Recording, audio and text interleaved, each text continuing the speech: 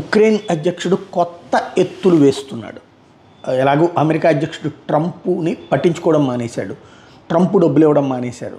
దాంతో ఇప్పుడు నాటో దేశాలతో మీటింగులు కంటిన్యూగా నడుపుకొస్తున్నాడు.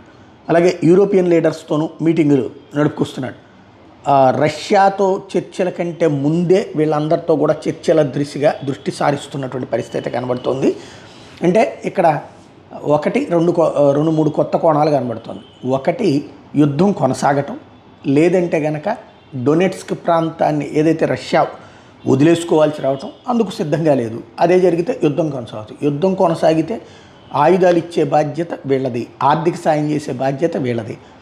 ఇక అమెరికా కూడా యుద్ధంలోకి దిగి ఉక్రెయిన్కి వ్యతిరేకంగా రష్యాకి అనుకూలంగా ఇద్దరూ కలిసి దెబ్బతీస్తే తప్పించి పరిస్థితి కంటిన్యూ అయ్యేలా ఉంది. ఎందుకంటే ఇప్పుడు యూరప్ దేశాల్లో ఉన్నటువంటి కెనడానా, ఫ్రాన్సా, ఆస్ట్రేలియానా, జర్మనీనా ఇట్లాంటి దేశాల్లో ఆయా పాలకులకి సమస్యలు వస్తున్నప్పుడు డైవర్ట్ చేయడానికి యుద్ధం ఒకటి సాకుగా దొరుకుతుంది. కాబట్టి వాళ్ళ యొక్క అవసరాన్ని ఇప్పుడు జెలెన్స్కీ వాడుకుంటున్నాడు అన్నది స్పష్టమవుతుంది.